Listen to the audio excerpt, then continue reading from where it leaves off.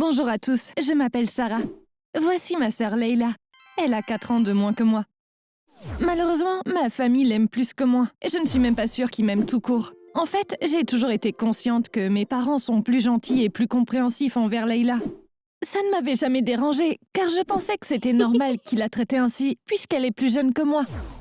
Mais récemment, après tout ce qui s'est passé, j'ai commencé à soupçonner que mes parents aiment Leila beaucoup plus que moi. Je vais vous raconter tout ce qui s'est passé. Tout ce que je vous demande, c'est de me partager vos réflexions en commentaire. Vous trouvez aussi que mes parents nous traitent différemment? Dites-le moi, s'il vous plaît. On a déménagé dans une nouvelle ville pendant l'été. Dans notre ancienne maison, Leila et moi partagions une chambre. Notre nouvelle maison est plus grande, donc on a maintenant une chambre chacune. On savait que les étés dans cette région étaient vraiment chauds, mais il s'est avéré qu'il faisait encore plus chaud que ce qu'on avait imaginé. La nuit, nous ne pouvions littéralement pas dormir. La maison n'avait l'air conditionné que dans la chambre de nos parents et le salon. Leila et moi ne l'avions donc pas dans nos chambres. On n'a finalement pas eu d'autre choix que de commencer à dormir dans le salon. Je détestais dormir dans le salon, comme j'avais maintenant ma propre chambre. Mais je n'avais pas vraiment d'autre choix, car le déménagement avait coûté cher à nos parents. Et ça aurait été égoïste de leur demander d'acheter 2 climatiseurs supplémentaires. Un soir, je suis allée au salon pour dormir comme d'habitude. Leila n'était pas encore là. Elle n'est pas venue avant que je m'endorme. Quand je me suis réveillée au matin, j'ai été surprise de voir qu'elle n'était pas là. En allant à la salle de bain, j'ai entendu qu'elle était dans sa chambre. Elle faisait un TikTok. Je suis allée dans sa chambre pour lui demander comment elle avait dormi dans la chaleur. Et devinez quoi? Il ne faisait pas chaud. Bien sûr, j'étais surprise. J'ai levé les yeux et j'ai vu la climatisation sur le mur. Ouais, mes parents lui avaient acheté un climatiseur tout neuf rendant sa chambre agréable et fraîche. Elle a donc pu dormir comme un bébé dans sa propre chambre cette nuit-là. Bien sûr, j'étais très en colère. Ma mère et mon père prenaient leur petit déjeuner. J'ai demandé pourquoi il n'y avait que Leila qui avait un climatiseur. Calmement, mon père m'a expliqué « Ta sœur m'a dit qu'elle voulait dormir dans sa chambre et m'a demandé si on pouvait lui acheter un climatiseur. » Je suis donc allée lui en chercher un. Ils l'ont installé pendant que t'étais à l'école. J'ai commencé à lui dire « Papa, je vis ici aussi.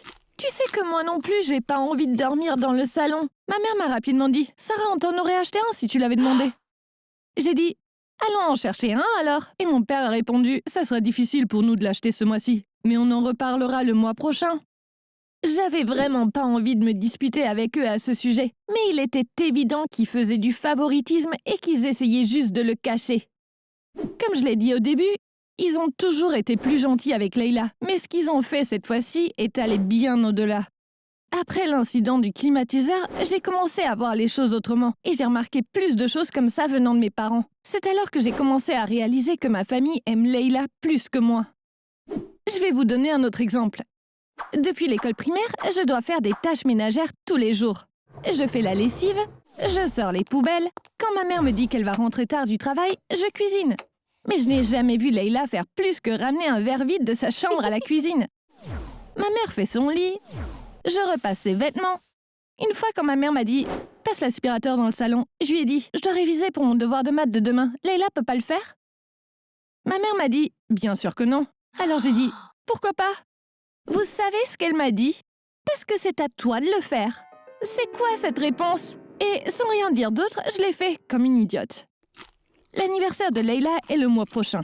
Je m'en suis rendu compte quand ma mère m'a dit « Je pensais prendre un gâteau en forme de logo TikTok à Leila cette année. Qu'est-ce que t'en penses ?»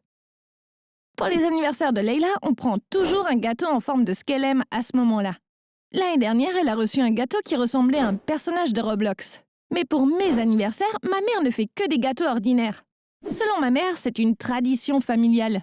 Elle fait mon gâteau elle-même pour me montrer à quel point elle tient à moi. Avant, je l'aurais cru. Mais maintenant, je sais qu'elle se fiche tout simplement de moi. Parce que si c'était le cas, elle préparait aussi les gâteaux de Leila. Dès que j'ai commencé à remarquer des choses comme ça n'a pas cessé d'arriver. Peut-être que ça avait toujours été comme ça et que je ne l'avais jamais remarqué. Un matin, ma sœur est venue à la cuisine en boitant. Elle s'était cogné le pied contre le bord du lit. Elle était très en colère et a dit « Maman, je viens de souffrir le martyre au sol pendant 10 minutes. Je n'arrêtais pas de t'appeler, pourquoi t'es pas venue ?» Je n'en croyais pas mes oreilles quand j'ai entendu l'explication de ma mère. « Oh non, c'est toi qui m'appelais? J'ai cru que c'était Sarah, alors je suis pas venue. Oh mon Dieu, vos voix se ressemblent tellement que je les confonds. Désolée de pas être venue. » Elle disait ces choses comme si je n'étais pas là. C'est comme si elle voulait que je sache qu'elle se fiche de moi. Je n'ai pas pu m'empêcher de dire « Chère Leïla, la prochaine fois tu devrais crier « C'est moi, Leïla !» pour que maman sache que c'est toi. » Ma mère n'a rien dit. Elle me regardait juste comme si c'était moi qui avais fait quelque chose de mal. C'était tellement évident que Leïla était la petite princesse de la famille. Mais je n'y avais jamais fait attention parce que j'étais naïve. Voici un autre exemple. Mes parents ne manquent jamais un spectacle de Leïla à l'école. Si c'est pendant la journée, mon père prend un jour de congé. Je n'ai plus l'occasion de jouer, mais mon père venait rarement au mien, même quand j'étais petite. Quand il ne pouvait pas venir, il disait juste qu'il devait travailler. Mais quand il s'agit de Leïla, mon père ne semble pas se soucier beaucoup du travail ou de quoi que ce soit d'autre. Mes parents viennent tôt pour être au premier rang, et ils encouragent leur précieuse fille comme des fous pendant tout le spectacle. L'autre différence avec l'école, ce sont nos notes. Chaque fois que j'ai une bonne note, mon père me dit que soit les questions étaient faciles, soit j'ai eu de la chance que ce soit un sujet que j'avais préparé. Il trouve toujours de quoi dire que je ne méritais pas une si bonne note. Avec Leïla, c'est tout le contraire. Ses notes ne sont pas très bonnes, mais il lui invente toujours des excuses. Chaque fois qu'elle a une mauvaise note, il lui dit « Tu as dit que t'avais mal à la tête ce matin-là, ça doit être ça. » Ou « Ce prof est trop exigeant avec toi. » Pour essayer de prouver que ce n'est pas sa faute.